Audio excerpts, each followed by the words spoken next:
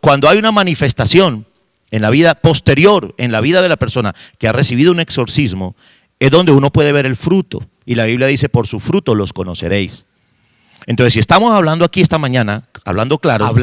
Estamos hablando claro. Hay que hablar claro.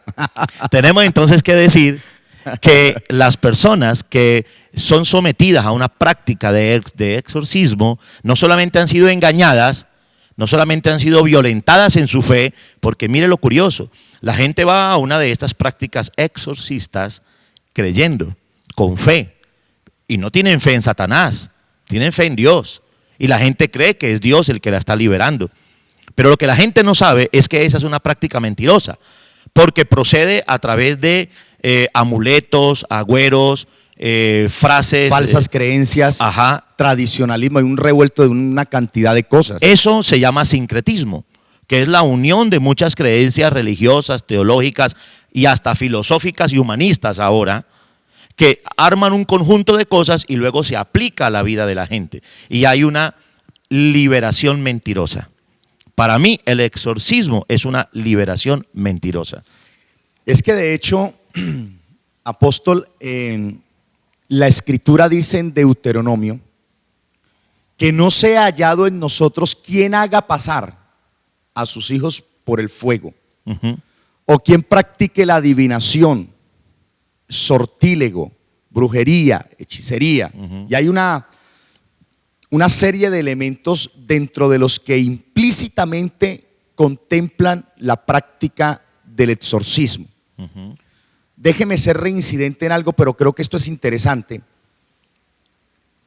Su posición es real, estoy de acuerdo, la Biblia lo dice, por el fruto lo conoceréis. Es decir, que el resultado de las cosas con el paso de los días comprueban si lo que se hizo era correcto o no era de Dios. Así correcto. Así es. Pero volvamos al punto original, y es la forma en la que se practica.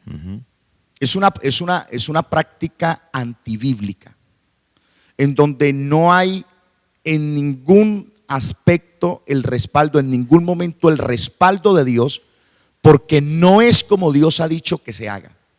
Ahí hay idolatría, ahí hay espiritismo, hay una cantidad de cosas, una serie de cosas muy fuertes y muy profundas espiritualmente hablando.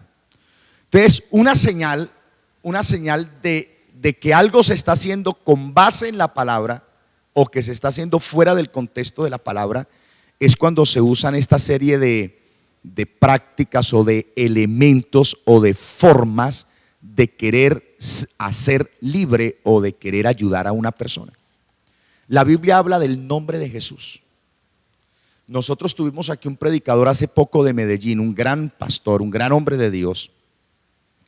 Y él hablaba del poder que había en el nombre de Jesús y en la sangre de Jesús. Así es. Y yo creo que aquí es interesante que nosotros definamos y orientemos a la gente, hablando claro, a la luz de la palabra, lo que Dios ha dicho que debemos hacer.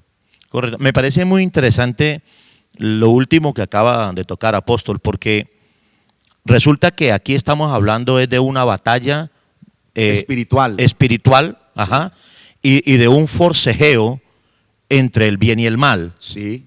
Ok, ahora, Satanás no tiene autoridad. De acuerdo. Que es la primera cosa que nuestros amigos que nos ven hoy tienen que entender. De acuerdo. Satanás no tiene autoridad. Entonces, si él pretende usar autoridad, no puede traerla de parte de Dios porque Dios no se la concedió.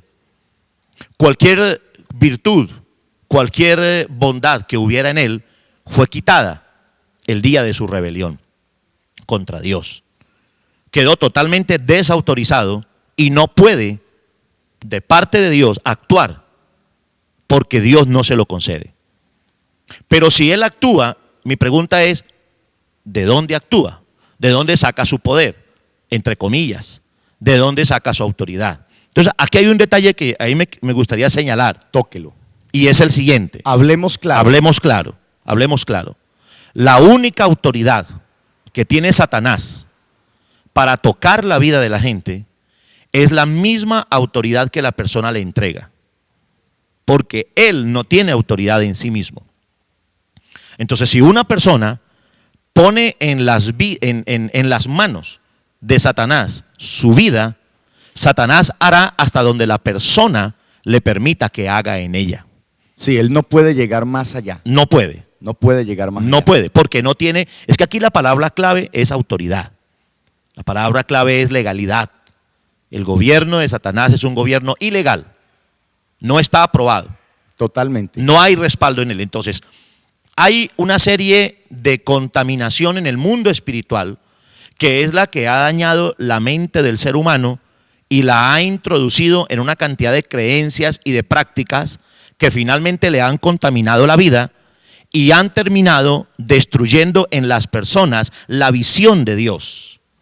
Distorsionada, se acercan a Satanás pensando que se acercan a Dios. Cuando la gente va a un centro de espiritismo, la gente no va pensando que está ofendiendo a Dios. Y yo creo que ese es el caso de muchos de nuestros amigos que hoy nos ven. Porque muchos podrán estar pensando en este momento, pero yo fui al lugar de San Gregorio y hubo una operación real. Y pagué por un tratamiento diabólico, espiritista, y los resultados fueron reales. La gente no está pensando que acudiendo a esos lugares se está poniendo en manos de Satanás. Sí, hay varias cosas, varios elementos de por medio. Entre ellos es la ignorancia.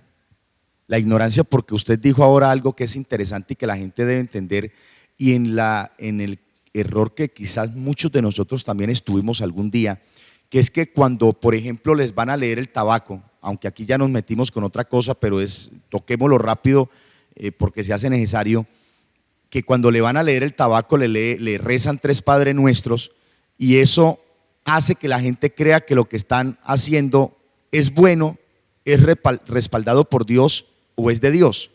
Así sucede con muchas de esas prácticas donde gente inescrupulosa, irresponsable, inmiscuye en sus prácticas demoníacas la Biblia, el Padre Nuestro, etcétera, etcétera, para provocar un engaño en la gente. Primero. Segundo, la fe. Yo alguna vez predicaba aquí en la iglesia un tema que le llamé,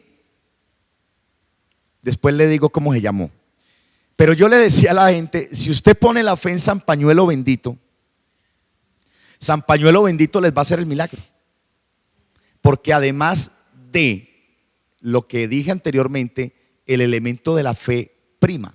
Por ejemplo, Jesús dijo: conforme a tu fe será hecho. Y él no dijo si la fe debía ser para bien o para mal. Conforme a nuestra fe será hecho. Y si la señora sale con la cartera de la casa por la mañana creyendo que la van a robar y aprieta esa cartera porque es que me van a robar, yo creo que me van a robar, terminan robándola. Porque la fe provocó una acción. Así es lo mismo para lo bueno. Sí. Entonces, usted decía ahorita, apóstol, para permitirle que continúe con la idea que traía, que si alguien va donde San Gregorio y cree que San Gregorio lo operó y lo untan de sangre y todo el asunto que sucede, como uno ha oído testimonios, sí, y esa gente cree que la operaron, esa fe, es que la fe es tan poderosa. Jesús dijo que si tuviésemos fe como un grano de mostaza, le diríamos al monte quítate y se quitaría. Así es. Entonces va a haber un efecto. El problema es a lo que conlleva, lo que repercute, lo que implica ese tipo de prácticas. Sí, es que hacia allá donde yo me quiero conducir, porque lo que Satanás hace a través de cualquier práctica de brujería, de hechicería, agorería o como se le quiera determinar, simplemente pertenece a la imitación. Satanás es un imitador, siempre lo ha sido. Él imita la gloria de Dios, él imita los diseños de Dios. Así es. Él imita todo lo que tiene origen en Dios. Entonces, por ejemplo, lo que tiene que ver con la brujería, con la hechicería, con todo este asunto, son cosas originales en el diseño de en Dios. el diseño de Dios. Él lo robó. Es que él es un imitador. Por eso, él lo robó. Satanás es un imitador, él no es creador, él es imitador. No, él no puede. Yo no me puedo imaginar a Satanás sentado en una mesa repartiéndole dones a la gente, porque él no tiene nada que repartir.